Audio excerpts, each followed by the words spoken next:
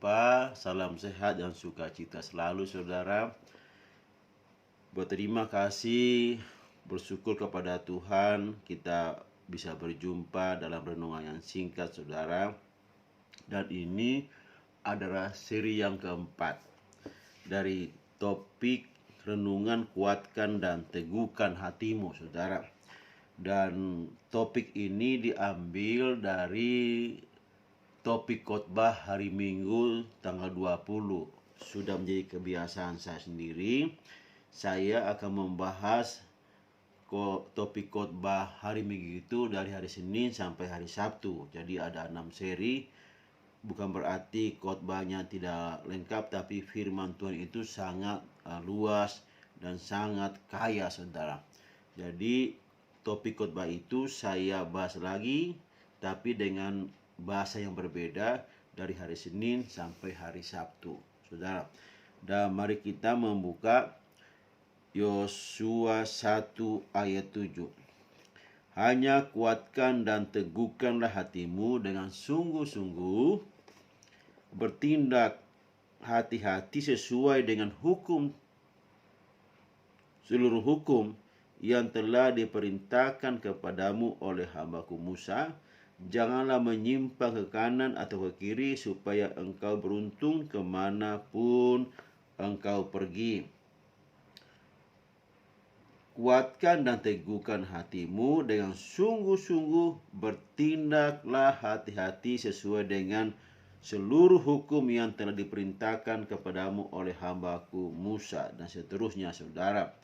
Tapi sebelum kita membahas ini saudara, saya ada catatan penting buat kita ketahui. Yang pertama, bahwa kita mengetahui bahwa perbudakan di Mesir itu ada 400 tahun. Kita cuma tahu seperti itu, tapi kita nggak tahu bagaimana hitungannya. Sebab orang Israel itu di Mesir itu 430 tahun. Keluaran 12 sampai 12 ayat 40 sampai 41. Lamanya orang Israel diam di Mesir adalah 430 tahun. Sesudah lewat 430 tahun, tepat pada hari itu juga keluarlah segala pasukan Tuhan dari tanah Mesir. Jadi kalau di sini 430 tahun mereka tinggal. Setelah itu mereka keluar dari tanah Mesir. Nah, sebelumnya mari kita membaca juga Kejadian 15 ayat 13 dan 16. Di situ ada kalimat 400 tahun diperbudak, dan juga keturunan yang keempat akan kembali ke tanah Kanaan.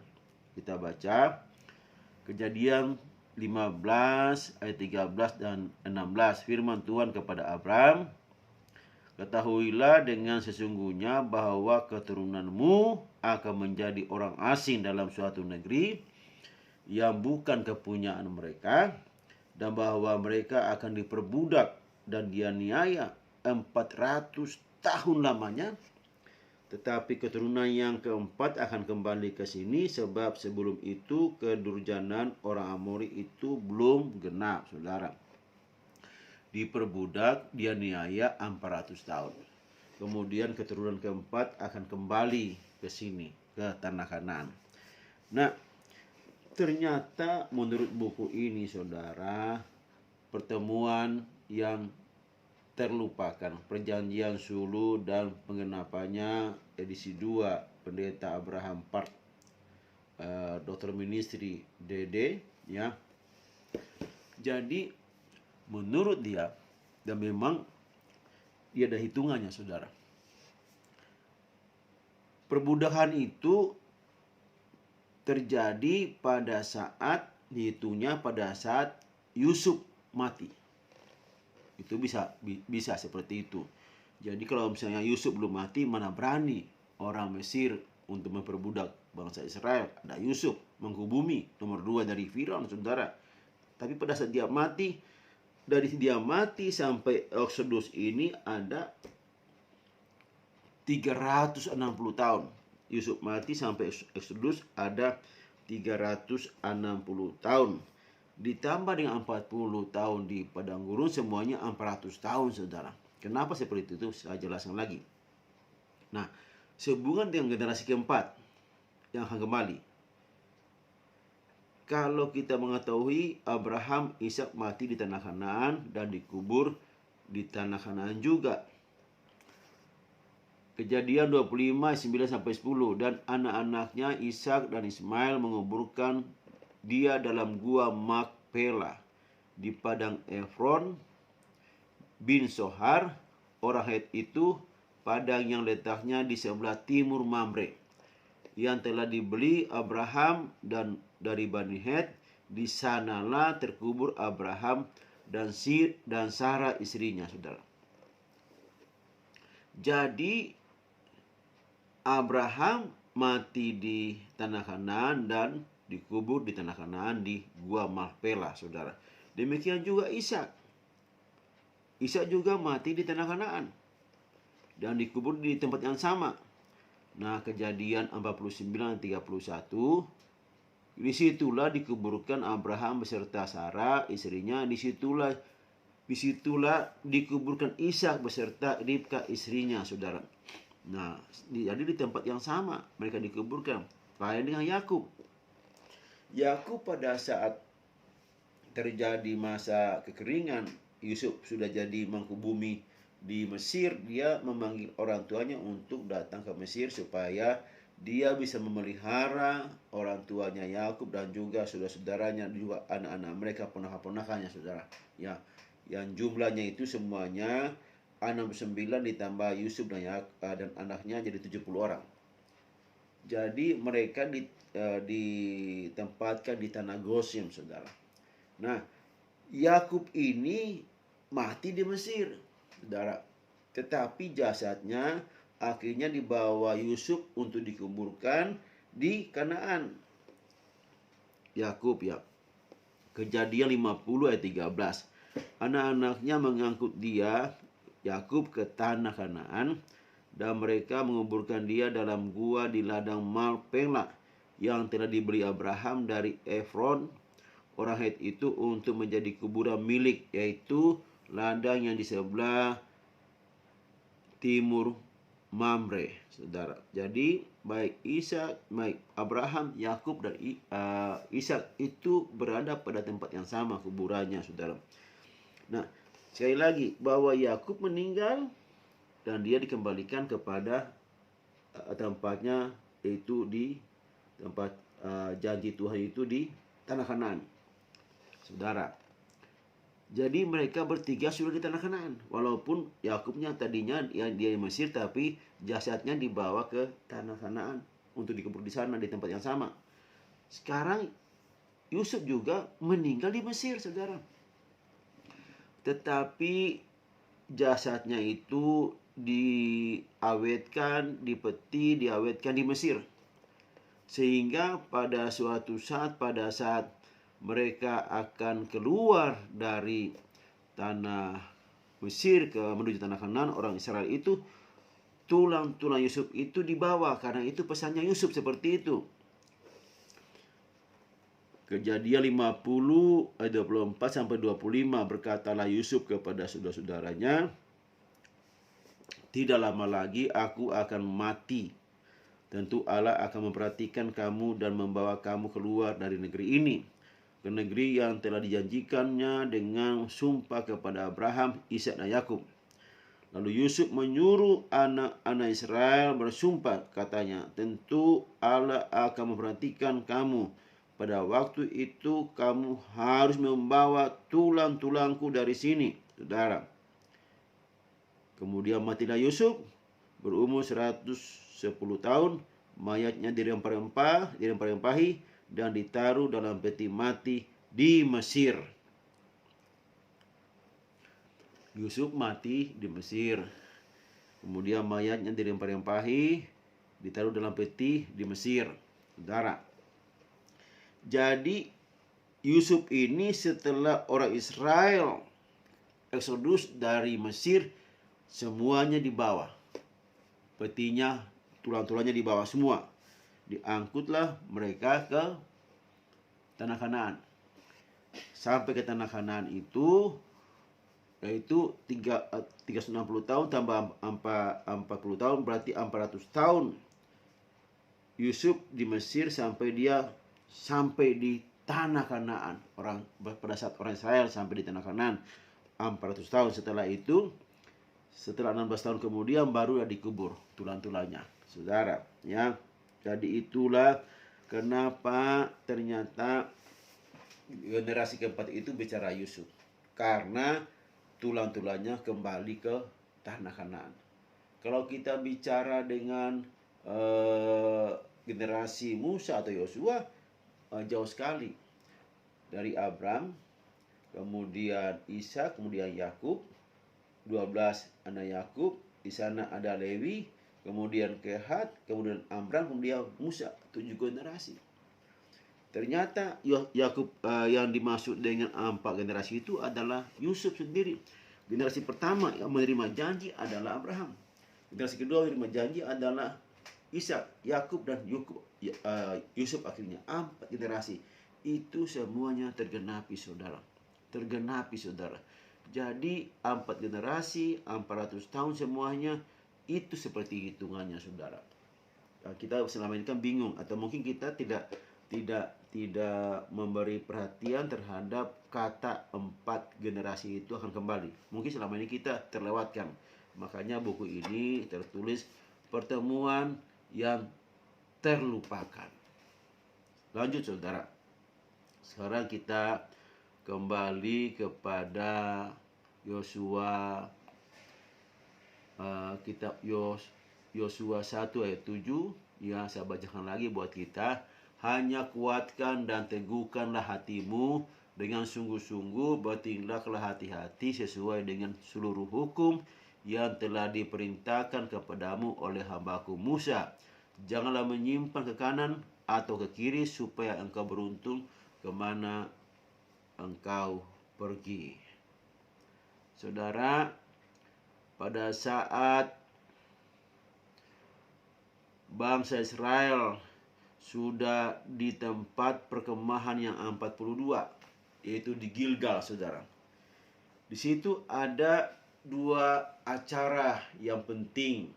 Ini yang tidak boleh dilalaikan oleh Yosua, yaitu melakukan apa yang diperintahkan Musa, yaitu hukum. Lakukan, bertindak hati-hati, dan ini yang dilakukan oleh Yosua, saudara. Ada 2 peristiwa di situ. Yang pertama adalah penyunatan, disunat. Karena selama perjalanan setelah keluar dari Mesir itu selama 40 tahun tidak dilakukan penyunatan, saudara. Karena ya seperti itu informasinya, tidak dilakukan. Tapi setelah mereka sampai di Gilgal, saudara, mereka melakukan penyunatan di sana. Dan di sana ada 2 generasi sebenarnya. Yang pertama, itu generasi yang berumur di bawah 20 tahun, saudara, pada saat mereka memberontak di Kades Barnea. Karena di situ pada saat mereka memberontak itu, Tuhan menghukum mereka, yaitu orang yang berumur di atas 20 tahun semuanya akan dihabiskan Tuhan di padang gurun. Ya.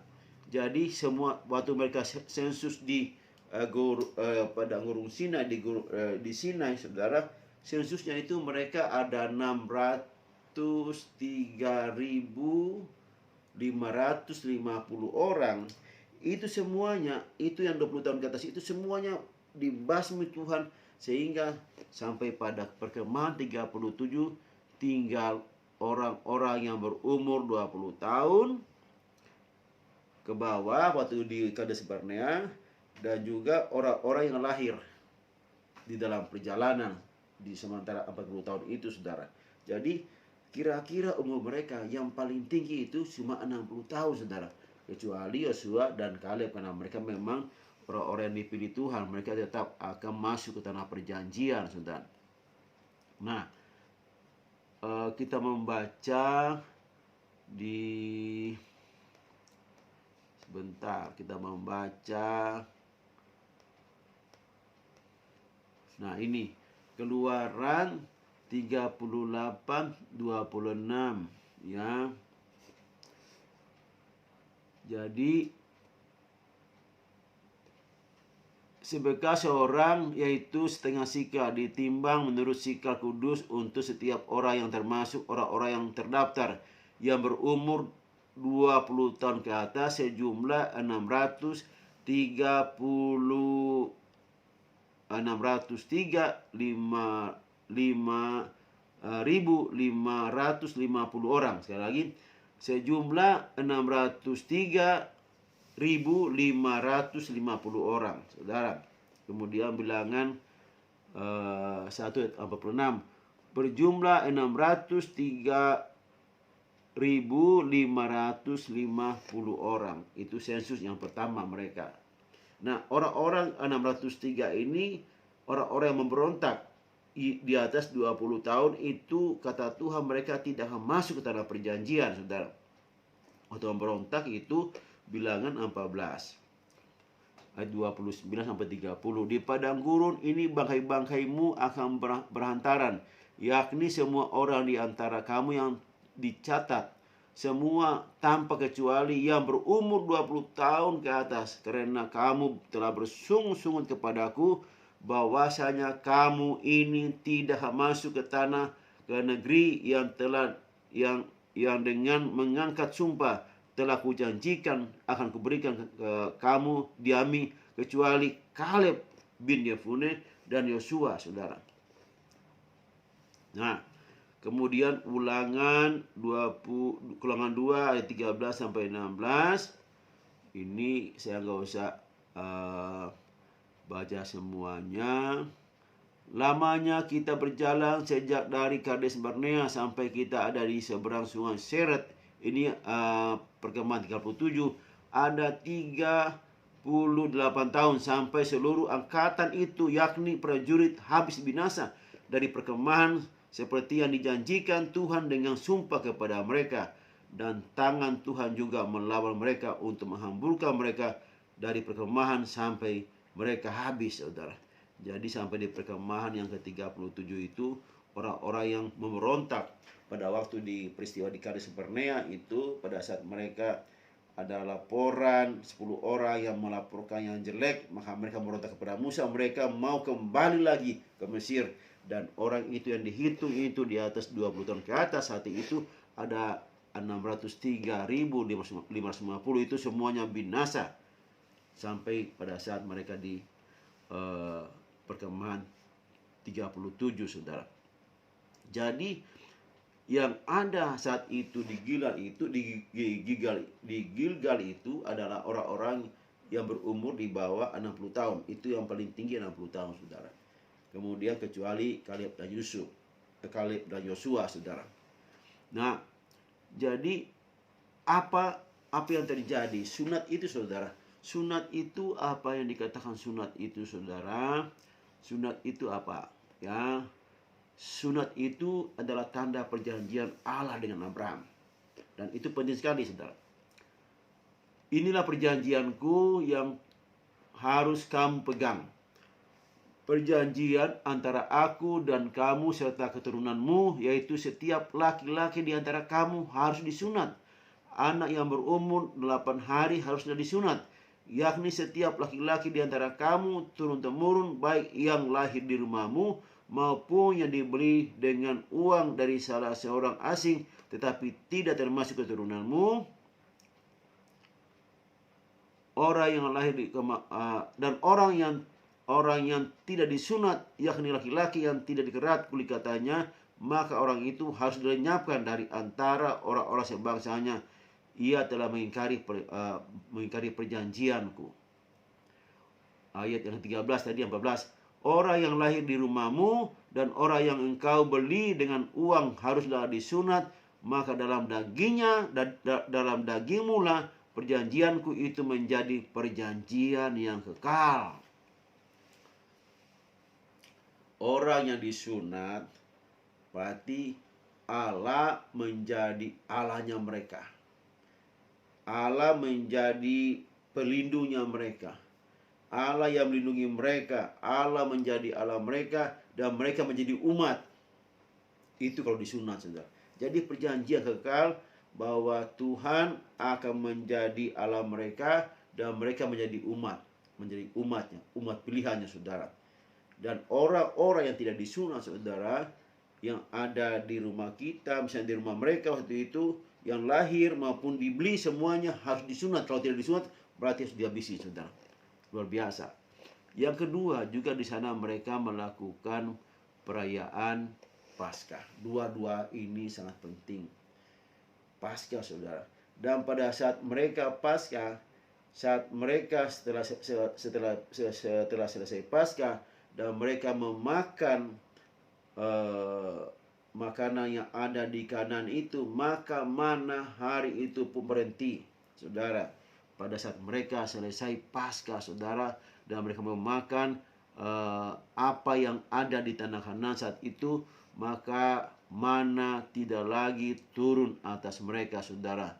Nah, saudara, kedua perayaan ini benar-benar merupakan perayaan yang sangat penting bagi umat Israel.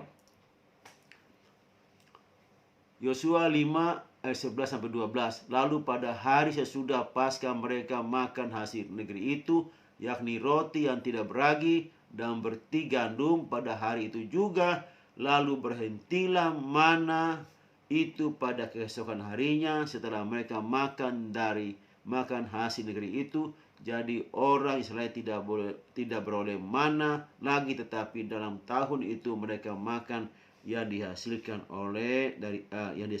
dari tanah Kanaan. Luar biasa, saudara. Jadi ini mereka sedang melakukan acara yang penting karena memasuki era yang baru bagi mereka. Bahkan Tuhan berkata kepada Yosua 5:9, dan berfirmanlah Tuhan kepada Yosua, hari ini telah kuhapus celah Mesir itu daripadamu. Itulah sebabnya nama tempat itu disebut Gilgal sampai saat ini. Artinya apa Gilgal itu? Yaitu telah dihapus celah Mesir daripadamu. Itulah Gilgal, saudara. Celah Mesir itu artinya apa? Segala belenggu yang mengikat selama ini di pikiran, ya kan? Kalau misalnya ada sesuatu yang tidak nyaman di perjalanan, langsung komplain mau balik ke Mesir. Di sana makanannya enak dan sebagainya. Mereka selalu ingat Mesir, saudara. Karena emang sudah sekian puluh tahun di tanah Mesir, sehingga yang enak di Mesir itu tetap diingat. Itu dihapus semuanya. Ingatan itu buat Mesir. Karena mereka akan memasuki era baru. Era baru, mereka akan masuk tanah perjanjian yang sudah dijanjikan oleh Tuhan kepada Abraham, saudara. Ini era yang baru, zaman yang baru, suasana yang baru yang mereka akan masuki. Dan saudara tahu, mereka akan masuk ke tanah perjanjian dengan peperangan demi peperangan. Makanya ini penting perayaan ini buat mereka. Penyunatan, karena mereka, kalau sunat itu mereka berarti dalam perlindungan Allah karena perjanjian Allah kepada Abraham. Allah menjadi Allah mereka. Mereka menjadi umat Allah sendiri, saudara. Kemudian ini yang dilakukan supaya mereka masuk ke tanah perjanjian dengan semangat yang baru, dengan kehidupan yang baru, saudara. Dan jangan lupa, mereka akan berperang melawan bangsa-bangsa yang ada yang mendiami tanah Kanaan selama ini. Karena tidak mungkin mereka akan diam, saudara. Mereka pasti melawan. Tetapi sebenarnya kalau kita membaca di ulangan 5 tadi, saudara, Yosua 5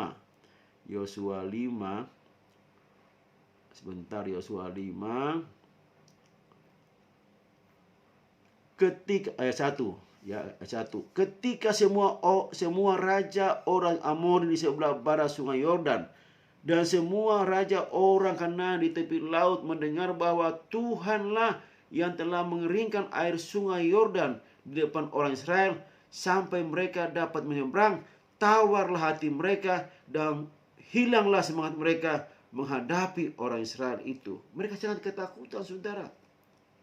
Mereka sangat ketakutan menghadapi orang Israel itu, saudara. Mereka sangat takut. Jadi mereka sudah dalam keadaan seperti itu. Yosua akan masuk ke tanah itu, tetapi Tuhan pada firman yang lain, Tuhan tetap mengeraskan hati mereka supaya mereka ditumpas. Oleh karena apa?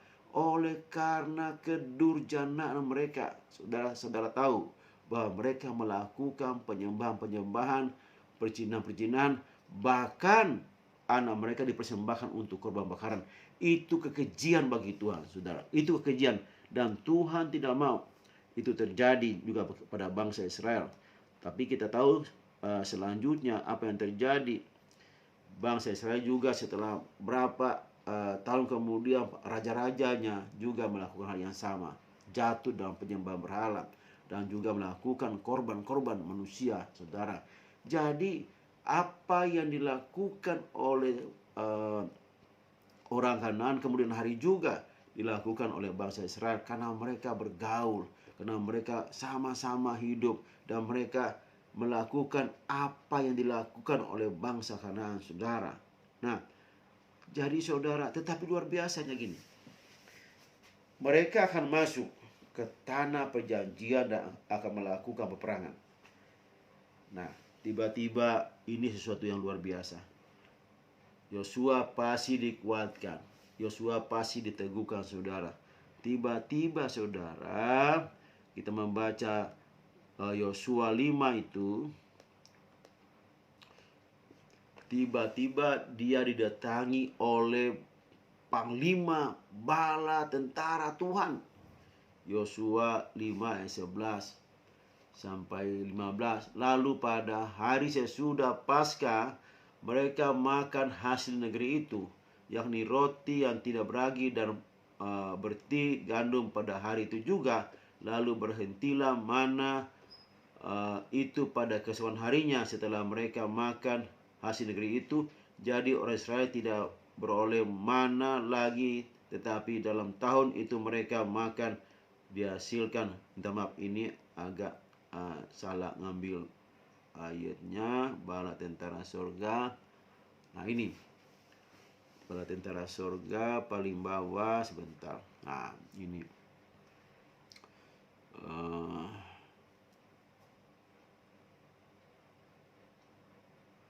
ayatnya yang ke-5:13 ya. Ketika Yosua dekat Yeriko, ia melayangkan pandangnya, dilihatnya seorang laki-laki berdiri di depannya dengan pedang terhunus di tangannya. Yosua mendekatinya dan bertanya kepadanya, "Kawankah engkau atau lawan?" Jawabnya, "Bukan, tetapi akulah panglima bala tentara Tuhan. Sekarang aku datang." Lalu sujudlah Yosua dengan mukanya ke tanah, menyembah dan berkata kepadanya, "Apakah yang akan dikatakan Tuanku kepada hambamu ini?" Dan panglima bala tentara Tuhan itu berkata kepada Yosua, "Tanggalkanlah kasutmu dari kakimu, sebab tempat engkau berdiri itu kudus." Dan Yosua berbuat demikian, saudara. Setelah kedua ibadat tadi dilakukan oleh bangsa Israel, artinya mereka memasuki era baru dalam kehidupan mereka, memasuki tanah perjanjian, dan mereka akan berperang. Tuhan menguatkan Yosua sendiri dengan datang mengirim panglima bala tentara Tuhan. Artinya apa? Yosua, bukan engkau yang berperang, tapi Tuhan yang berperang untuk melawan orang-orang Kanaan. Dan nanti kita akan melihat pada saat mereka berperang, saudara, Tuhan yang berperang, bukan kamu, Yosua. Dan memang kemana-mana begitu, Tuhan yang berperang, karena ini orang-orang yang masih muda, saudara, orang-orang yang belum terlatih. Tetapi Tuhan yang berperang buat bangsa Israel. Tanggalkan kasutmu, karena di mana engkau berdiri tanahnya kudus. Saudara, tanggalkan hal-hal yang tidak baik dalam hidupmu, karena tanah ini adalah tanah yang kudus, tanah yang spesial, yang sudah dijanjikan oleh Allah kepada Abraham untuk engkau miliki. Tanah itu kudus, sudah dikhususkan buat bangsa Israel, dikhususkan buat engkau Yosua untuk mendiami, engkau yang memimpin untuk itu. Saudara, Tuhan telah datang menguatkan Yosua sekali lagi. Dia meneguhkan Yosua. Hei Yosua, bukan engkau yang berperang, tetapi aku yang berperang, yaitu panglima bala tentara Tuhan yang dikirim untuk berperang. Haleluya, terpujilah Tuhan Yesus Kristus. Terima kasih Bapa di surga buat renungan kami. Kami tahu bahwa setiap hidup kami ada panglima bala tentara Tuhan yang menyertai hidup kami, sehingga kami boleh ada kemenangan setiap kami berperang Tuhan, karena Engkau menyertai kami. Meninggalkan setiap kasut, kami menginjak bahwa tanah yang kudus Engkau berikan kepada kami. Terima kasih Bapa. Terpujilah Engkau Tuhan Yesus. Haleluya. Amin. Tuhan berkati. Nanti kita akan ketemu lagi pada seri yang ke-5 dalam topik yang sama. Haleluya. Puji Tuhan.